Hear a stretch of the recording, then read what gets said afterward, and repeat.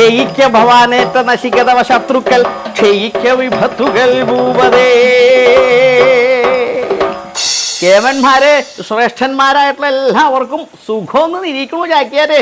ഈ സുഖമാണെന്ന് ചോദിക്കുമ്പോൾ ചില ആളുകളുടെ മുഖത്ത് സുഖമല്ല. കാരണം എന്താ, ഈ മഴക്കാലത്ത് സുഖമാണെന്ന് ചോദിച്ചാൽ സുഖമായിട്ടുള്ള ആളുകളും പറയേ അങ്ങനെ അത്ര വലിയ സുഖമൊന്നും അല്ല എന്ന് പറയും. പക്ഷെ എല്ലാവർക്കും സുഖം അല്ലേ ചാക്കിയാൻ അങ്ങോട്ട് നേരുന്നു.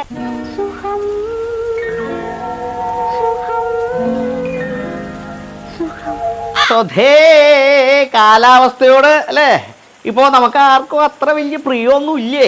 ഈ കെട്ട കാലത്തിലൂടെ നമ്മൾ ജീവിച്ചുകൊണ്ട് പോണത്. വേനൽക്കാലം വന്ന ഇല ഇരിക്കാനും കിടക്കാനും നിൽക്കാനും പറ്റാത്ത അവസ്ഥയായിരിക്കണോ. ഇനി അത് മാറി വർഷക്കാലം വന്നാലോ? അപ്പൊ വെള്ളക്കെട്ടിനെ കുറിച്ച് ആണ് ചാക്യാര് പറയാൻ ഉദ്ദേശിക്കണത്. ഒരു തുള്ളി വെള്ളം ആകാശത്ത് നിന്ന് ഭൂമിയിലേക്ക് വീണ് കഴിഞ്ഞാൽ തീർന്നു നമ്മുടെ നാടിന്റെ അവസ്ഥ. തോടേതാ, പുഴയേതാ, കായലേതാ, ഗട്ടറേതാ ഒന്നും മനസ്സിലാക്കാൻ പറ്റില്ലേ.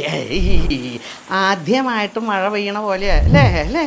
അങ്ങനെയൊക്കെയാണ് നമ്മുടെ നാട്ടിൽ ചില ആളുകൾ ചെയ്തു വെച്ചിരിക്കുന്ന ഈ മരാമത്ത് പണികള്.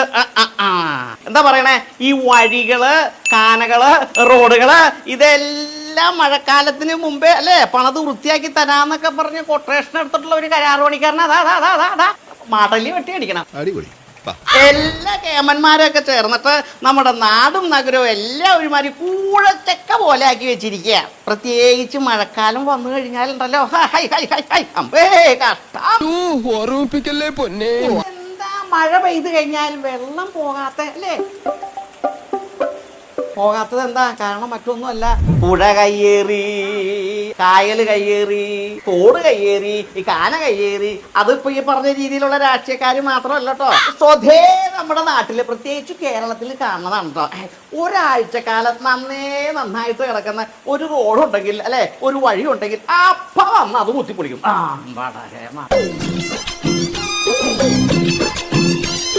ഇതെന്തിനാ കുത്തിപ്പൊളിക്കണെന്ന് എന്ന് വിചാരിച്ചാൽ ഇത് വികസനമാണല്ലോ ഇപ്പൊ എല്ലായിടത്തും.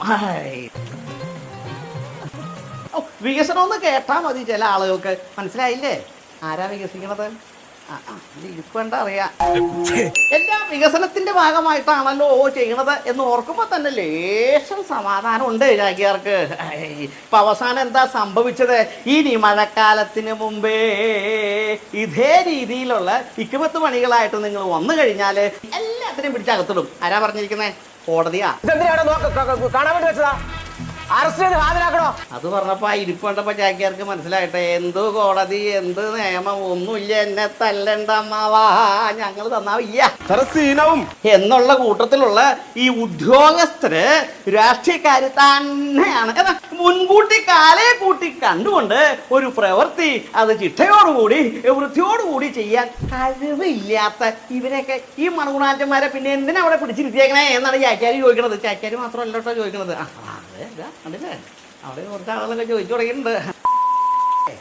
അപ്പൊ നമ്മളെല്ലാവരും ചേർന്ന് നിന്നുകൊണ്ട് ഒരു കൂട്ടായ പ്രവർത്തനത്തിലൂടെ നമുക്ക് എന്താ പറയണേ ഇതിനൊരു പരിഹാരം കണ്ടെത്താൻ പറ്റും. അപ്പൊ എല്ലാവരും ചേർന്ന് നിന്നുകൊണ്ട് ഇതിനെ എന്താ സൗകര്യത്തോട് കണ്ടുകൊണ്ട് ഇതിനൊരു ഒരു പരിഹാരം കണ്ടെത്തണം എന്ന് മാത്രം പറഞ്ഞുകൊണ്ട് ചാക്യാര് ഈ ആഴ്ചത്തേക്ക് ഇവിടുന്ന് നിങ്ങൾക്ക് സ്നേഹപൂർവ്വം പ്രാർത്ഥന അർപ്പിച്ചുകൊണ്ട് ഒരല്പ സമയത്തേക്ക് ചാക്യാര് അങ്ങോട്ട് നീങ്ങി നിൽക്കുകയാണ്.